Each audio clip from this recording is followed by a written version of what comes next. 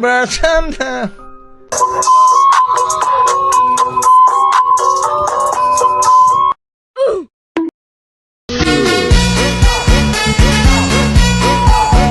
Baik, bismillahirrahmanirrahim. Assalamualaikum warahmatullahi wabarakatuh. Perkenalkan, nama saya Hendrianto Saumur, NPM 0738241171, kelas B.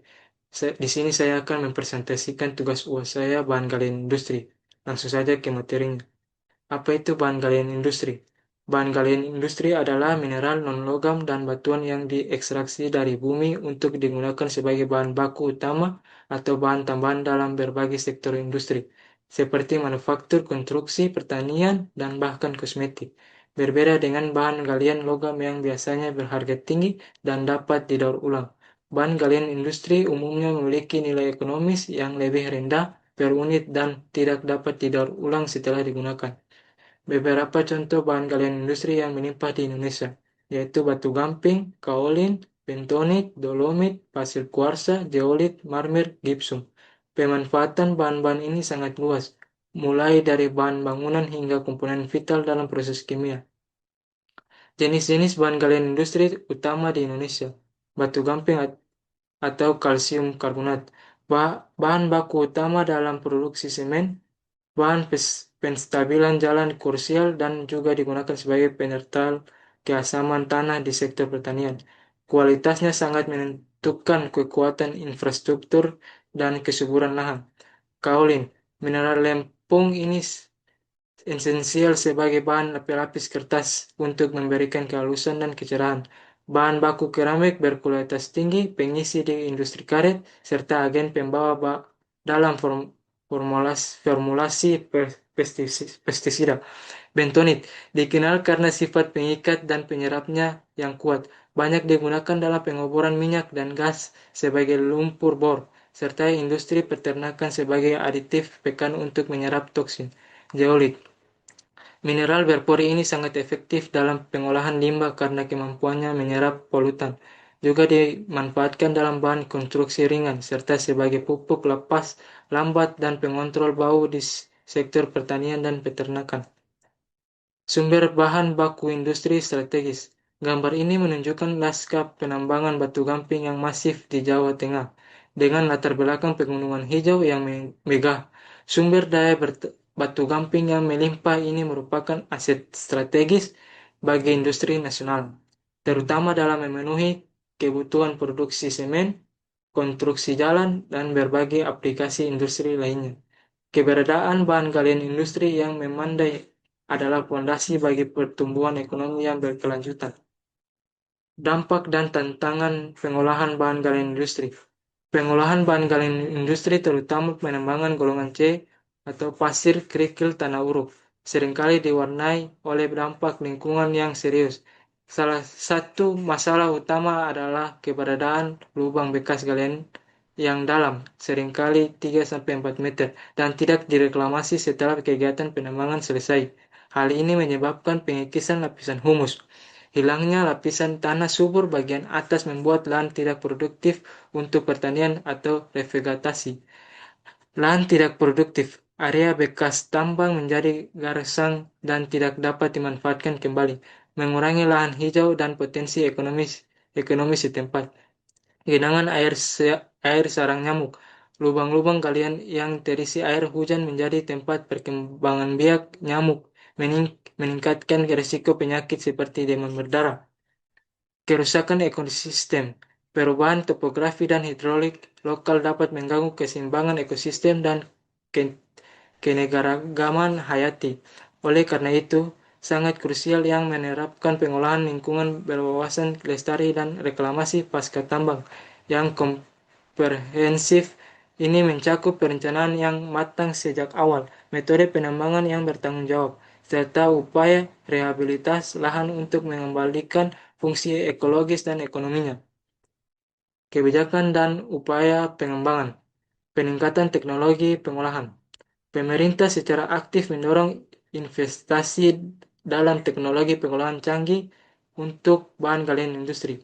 Tujuannya adalah untuk mengubah bahan mentah menjadi produk bernilai tambah tinggi yang dapat memenuhi kebutuhan pasar domestik dan ekspor, mengurangi ketergantungan pada bahan impor. Iklim investasi kondusif. Membangun iklim investasi yang menarik menjadi prioritas untuk menarik investor domestik maupun asing.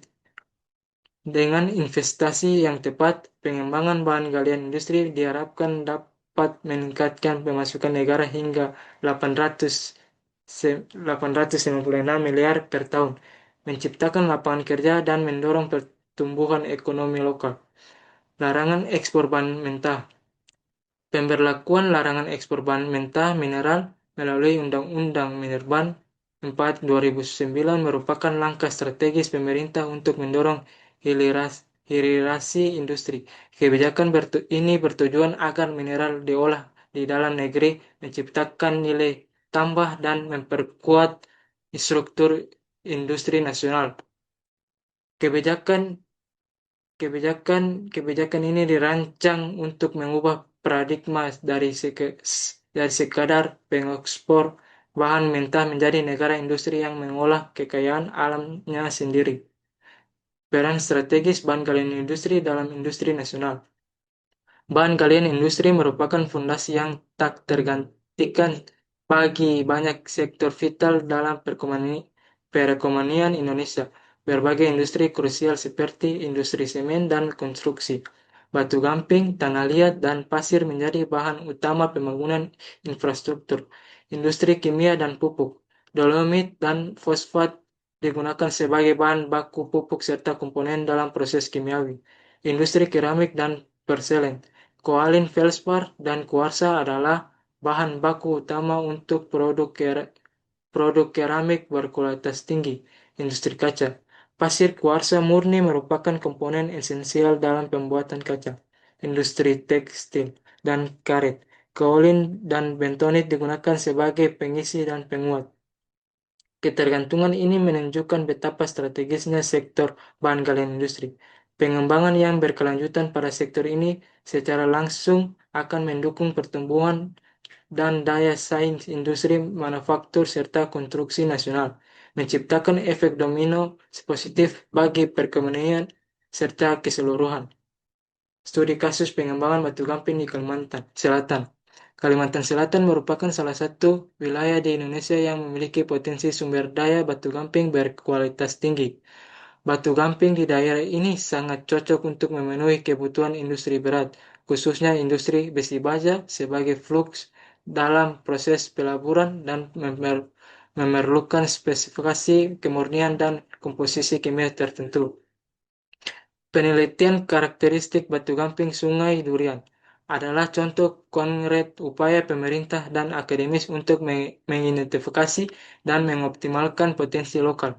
Studi ini tidak hanya mengonfirmasi kualitas batu gamping yang ada, tetapi juga menunjukkan kebutuhan industri nasional, mengurangi ketergantungan pada pasokan dari luar daerah atau impor.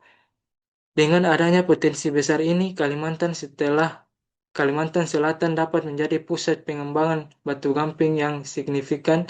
Ini akan berkontribusi pada substitusi impor, mengurangi volume impor batu gamping untuk industri nasional. Peningkatan nilai tambah, mendorong industri pengolahan batu gamping di daerah menciptakan produk turunnya yang lebih bernilai. Penciptaan lapangan kerja, membuka peluang kerja baru bagi masyarakat lokal, peningkatan pendapatan daerah, kontribusi signifikan terhadap PDRB regional. Pengembangan ini harus dilakukan dengan memperhatikan aspek berkelanjutan, lingkungan, dan pemberdayaan masyarakat setempat. Kesimpulan dan arah masa depan. Tulang punggung industri. Bahan galian industri adalah fondasi utama bagi kemajuan sektor manufaktur dan konstruksi nasional.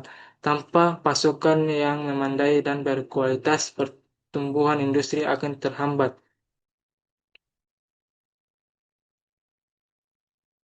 Pengolahan berkelanjutan dan inovasi. Kunci untuk memaksimalkan potensi adalah melalui pengolahan yang berkelanjutan dan penerapan teknologi pengolahan mutakhir untuk meningkatkan nilai tambah dan meminimalkan dampak lingkungan. Kolaborasi multi pihak, sinergi antara pemerintah, industri, akademis, dan masyarakat sangat diperlukan untuk mengoptimalkan manfaat ekonomi sekaligus menjaga kelestarian lingkungan untuk generasi mendatang. Mari kita Mari kita dorong pengembangan bahan galian industri yang bertanggung jawab dan inovatif demi kemajuan ekonomi Indonesia yang tangguh untuk berkelanjutan. Investasi dalam penelitian, teknologi, dan sumber daya manusia akan menjadi pilar utama mencapai visi ini.